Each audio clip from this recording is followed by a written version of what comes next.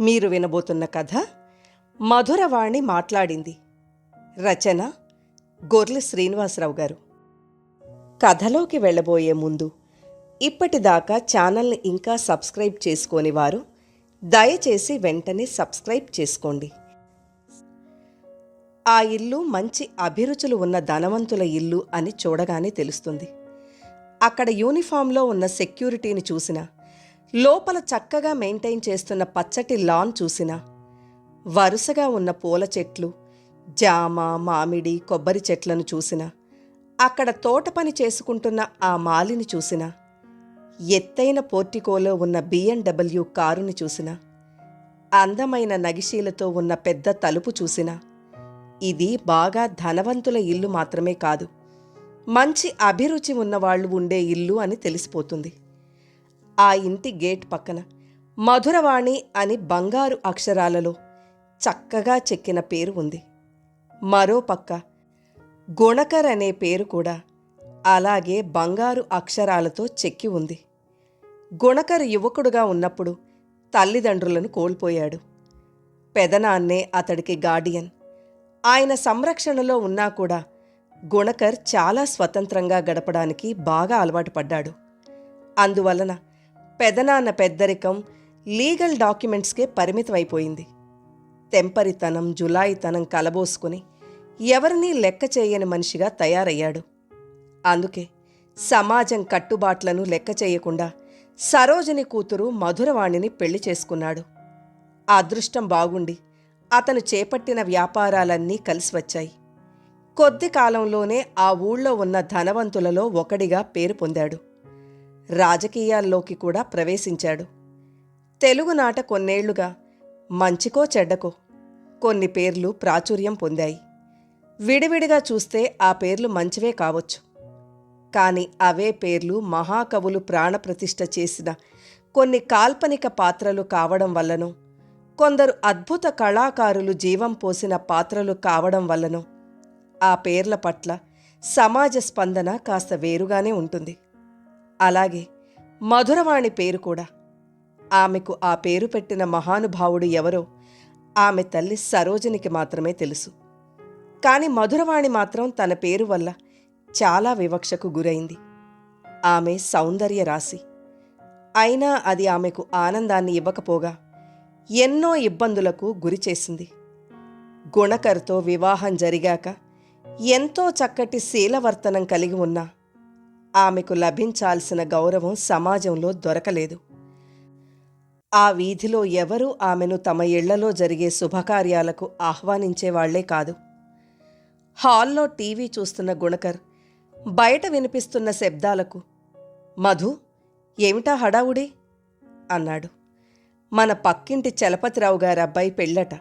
ఈరోజు పెళ్ళికొడుకుని చేస్తున్నారు" అంది. "ఓ అలాగా, నిన్ను పిలిచారా మరి?" అన్నాడు. విననట్లుగా ఉండిపోయింది మధురవాణి. గుణకర్ కూడా కాసేపు మౌనంగా ఉండిపోయాడు. "ఈరోజు క్రికెట్ మ్యాచ్ ఉంది కదూ, చూస్తారా?" అంది మధురవాణి నవ్వు ముఖంతో అతన్నే చూస్తూ. ఈమెకు బాధ అనిపించదా ఏ విషయానికైనా అనుకున్నాడు గుణకర్. తనకే కోపం వస్తోంది. పక్కింటి వాళ్ళు తమ ఇంట్లో జరిగే శుభకార్యానికి ఇరుగు పొరుగు అందర్నీ పిలిచి మధుని మాత్రమే పిలవకపోవడం అంటే ఎంత అమర్యాద. కావాలని వాళ్లతో గొడవ పెట్టుకోవాలి అనిపిస్తోంది. కాని మధుకి ఇష్టం ఉండదని వాళ్లని క్షమించి వదిలేస్తున్నాడు. మనసంతా అలజడిగా అనిపించింది గుణకర్కి. "ఏమైందిప్పుడు? ఎందుకలా ఉన్నారు? రండి, ఇలా నా ఒళ్ళో తలపెట్టుకుని కాసేపు విశ్రాంతి తీసుకోండి" అంది మధురవాణి సోఫాలో కాస్త ఎడంగా జరుగుతూ. తన మనసు తెరిచిన పుస్తకం లాంటిదీమకు అనుకుంటూ మధురవాణి ఒడిలో తల పెట్టుకుని కాళ్లు చాపుకున్నాడు సోఫాలో. అతని తల వెంట్రుకలలోకి వేళ్లు జొనుపుతూ మృదువుగా నిమిరింది. ఆమె చల్లని కరస్పర్శకు మనసంతా ప్రశాంతంగా అనిపించింది. కళ్ళు మూసుకున్నాడు. "అమ్మో, మీ తల ఎంత వేడిగా ఉందో! ఎందుకండి అంత గాఢంగా ఆలోచిస్తారు? దానికంటే" అని ఆపేసింది కళ్ళు తెరవకుండానే. దానికంటే చెప్పు" అన్నాడు గుణకర్. ఏమీ లేదు" అని అతని కనురెప్పల మీద ముద్దు పెట్టి అతని భుజాలు చేతులు నిమురుతూ మరో చెయ్యి తన ముఖానికి అడ్డుగా పెట్టుకుంది నవ్వు దాచుకుంటూ.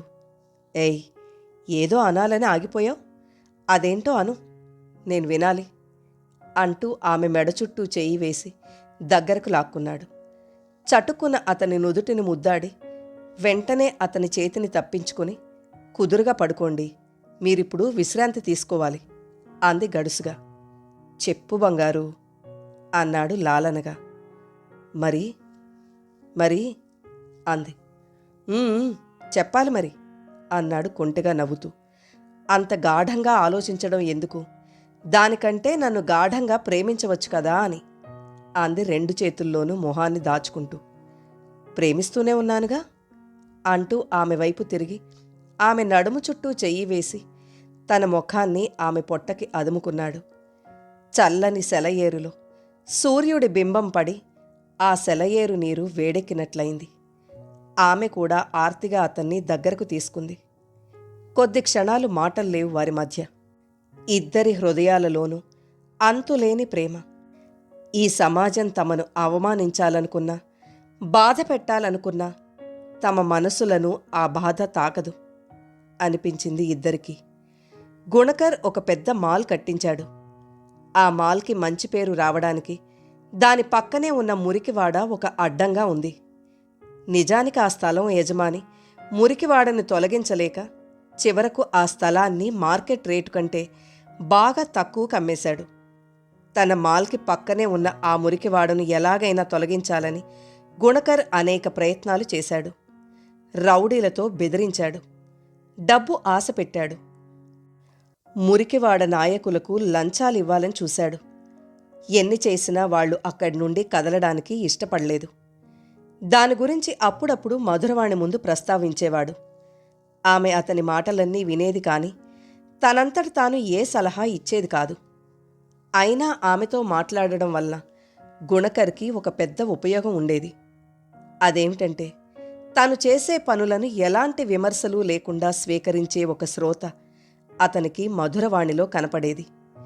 ఎందుకంటే అలాంటి విషయాలు ఎవరికి చెప్పినా అతను చేసిన దాంట్లోని లోపాలను ఎంచడమో లేక చేయవలసిన దాని గురించి ఉపన్యాసం ఇవ్వడమో చేసేవాళ్లు.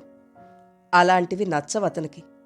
అందుకే తను చెప్పేవి శ్రద్ధగా వినే మధురవాణిలోని ఆదర్శ శ్రోత అంటే అతనికి చాలా ఇష్టం. గేట్ బయట చాలామంది జనాలు గుమికూడు ఉన్నారు. పోలీసులు అక్కడ చేరిన వాళ్లను ట్రాఫిక్కు ఇబ్బంది కలిగిస్తున్నారంటూ చెదరగొడుతున్నారు. బయట జరుగుతున్న గలాట గుణకర్ చెవిన పడింది. అప్పుడే వచ్చాడతను. అతని వెనకే అక్కడికి చేరుకున్నారు ఆ జనాలంతాను. వాళ్లలో ఆడవాళ్లు, చిన్నపిల్లలు, ముసలివాళ్లు కూడా ఉన్నారు. 10 నిమిషాల్లో అక్కడ జనాలను వెళ్లగొట్టేశారు పోలీసులు. తర్వాత లోపలికి వెళ్లి గుణకర్కి జరిగిన విషయం వివరించి వెళ్ళిపోయాడు ఇన్స్పెక్టర్. అప్పుడు గర్వంగా ఫీలయ్యాడు గుణకర్. అలాగా జనం తనతోనే ఢీకొడతారా? తనేంటో ఇప్పుడు తెలిసొస్తుంది వాళ్ళకి అనుకున్నాడు. గుణకర్ ఇంట్లోకి అడుగుపెట్టిన దగ్గర్నుంచి మధురవాణి ఎంతో ప్రేమానురాగాలతో అతన్ని చూసుకుంది. అతను దేనికో కలవరపడడం, కోపంగా ఉండడం గమనించింది. కాని ఎందుకలా ఉన్నారు అని ప్రశ్నించలేదు. అతన్ని ప్రశాంతపరచి ఆనందింపచేయడమే తన ధర్మం అనుకుంది. కూర్చుండబెట్టి అతని షూస్ తీసి సాక్స్ తొలగించి తన మృదువైన అరచేతులతో అతని కాళ్ళు నిమిరి పాదాలను మెత్తగా వత్తి కనులకు అద్దుకుంది. షూస్లో సాక్స్ పెట్టి వాటిని ఒక పక్కగా పెట్టి వెళ్ళి చేతులు శుభ్రం చేసుకుని అతనికి ఒక ట్రేలో చల్లటి మంచినీళ్లు ఒక పెద్ద వెండి గ్లాసులో తెచ్చిచ్చింది. ఇలా ప్రతి పనిని ఎంతో శ్రద్ధగా చేస్తూ అతన్ని తన మనసుతో కట్టేసింది. ఆమె మనసులో ఉండే ప్రశాంతత అలజడి చెందిన మనసుని కొద్దిసేపటికి ఉపశమింపచేసింది. అతను పలహారాలు చేశాక టీవీలో అతనికి నచ్చిన ప్రోగ్రాం పెట్టింది. నీకో విషయం చెప్పాలి అన్నాడు గుణకర్. అంది సుస్వరంతో. మనం షాపింగ్ మాల్కి పక్కగా ఉన్న స్థలం కొనేశామని తెలుసు కదా అడిగాడు. అంది. ఆమె కళ్ళు నిర్మల కాసారాల్లా ఉన్నాయి. వాటిలోని ప్రశాంతకు తాను కూడా వశపడిపోయాడు గుణకర్. నీకిదివరకు ఒకసారి చెప్పాను కదా, ఆ జాగాను కొందరు మురికివాడ జనాలు ఆక్రమించుకున్నారు. వెళ్ళమని ఎంత మర్యాదగా చెప్పినా వినలేదు. అందుకే నిన్న రాత్రి వాటిని తగలబెట్టేయించాను అన్నాడు గుణకర్. అతని కంఠంలో కొంత కోపం ప్రతిధ్వనించింది. చిన్న గులకరాయి పడితే అలజడి పడే సరోవరంలా అయింది మధురవాణి. కాని వెంటనే సర్దుకుంది. గుణకర్ కూడా త్వరగా మామూలుగా అయిపోయాడు. నన్నే ఎదురిద్దామనుకున్నారు, ఇప్పుడేమో నా ఇంటికి వచ్చి అల్లరి చెయ్యాలని చూశారు. నేనేంటో తెలిసింది, తోక ముడిచి పారిపోయారు అంటూ నవ్వాడు గుణకర్. అంది మధురవాణి.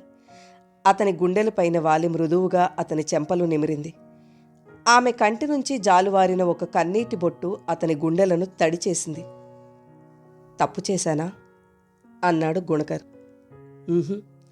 మీ ఆస్తి మీరు స్వాధీనం చేసుకున్నారు అంది మధురవాణి.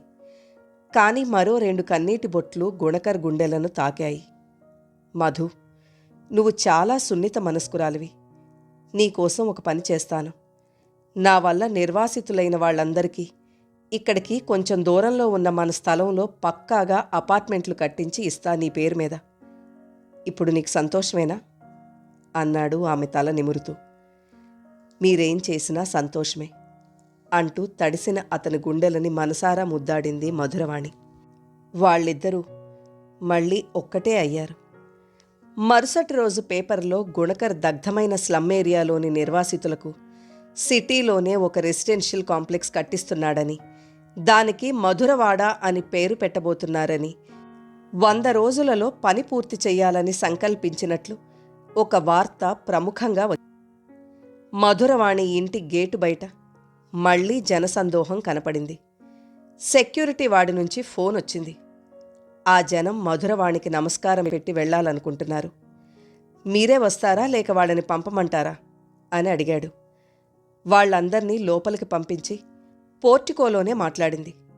ఆమెకు కృతజ్ఞతలు చెప్పిన వాళ్లతో, మీ కృతజ్ఞతలను గుణకర్ గారికి తెలియచేస్తాను అంది. ఆమె పేరు పేపర్లో రాయకపోయినా మధురవాణి గురించి మంచి మాట అందరి నోటా వినబడసాగింది. మనిషికి అన్నిటికంటే గుణం ప్రధానం అన్నది అందరికీ అనిపించింది. మధురవాణికి ఆ వీధిలో గుర్తింపు వచ్చింది. ఆనాటి వరకు ఎప్పుడూ తమ ఇంట్లో ఫంక్షన్స్కి, పేరంటాలకు పిలవని ఆ వీధివాళ్లు ఆమెను తమ ఇంట్లో జరిగే శుభకార్యాలకు ఆదరంగా పిలవడం మొదలుపెట్టారు. తమ ఇళ్లకు వచ్చినప్పుడు ఆమె వ్యక్తిగత విషయాలు అడిగి వృధా ప్రసంగాలకు తావీయకుండా అందరికీ నచ్చే మాటలు మాత్రం మాట్లాడుతూ ఆమెను నొప్పించకుండా అభిమానంగా చూడడం మొదలైంది. వాడిపోయిన పూల మొక్కకు నీళ్లు పోస్తే చిగురించి హుషారుగా పువ్వులతో నవ్వుతూ కనపడినట్లు మధురవాణి ముఖం మరింత కళకళలాడడం గమనించాడు గుణకర్. గుణకర్ మాట ఇచ్చినట్లే అనుకున్న సమయానికి మధురవాడను నిర్మింపచేశాడు. ఆ గృహ సముదాయాన్ని లాంఛనంగా ఆరంభింపచేయడానికి మధురవాణిని రమ్మన్నాడు. నేనేమైనా అంటే మీరు కోపం తెచ్చుకోకూడదు మరి అంది మధురవాణి అతని కళ్ళలోకి భయం భయంగా చూస్తూ. నేనెందుకు నీపైన కోపం తెచ్చుకుంటాను చెప్పు, ఏం చెప్పాలనుకుంటున్నావు అన్నాడు గుణకర్. మీరే ఆ ప్రారంభోత్సవం ఏదో చేసేయండి. నాకు 10 మంది దృష్టిలో పడాలని ఉండదు. అందరూ నన్ను మెచ్చుకోవాలని నాకు ప్రత్యేకంగా అనిపించదు. మీరు గౌరవం పొందితే నాకు చాలా ఇష్టం. మీలో ఒక మంచి మనిషి ఉన్నాడని, మీరు కూడా ఎందరో మహానుభావులలో ఒక మహానుభావుడు అని అందరికీ తెలిస్తే అంతే చాలు అంది అమాయకంగా చూస్తూ. పక్కున నవ్వాడు. ఆమెను 2 చేతులు నడుం కిందుగా పట్టుకుని అమాంతం పైకెత్తి గిరగిరా తిప్పి, నీకెందుకనిపించింది నేను ఓ మహానుభావుణ్ణని అన్నాడు. మీరు నాకు మహానుభావుడే. ఎందరో చేయడానికి భయపడే ఒక మంచి పని సులభంగా చేసేశారు. నన్ను చేపట్టి నాకు ఇంత గౌరవం కల్పించారు. అది మహత్కార్యమే కదా. అందుకే మీరు మహానుభావులే అంది, తన మాటే ఫైనల్ అన్నట్లు.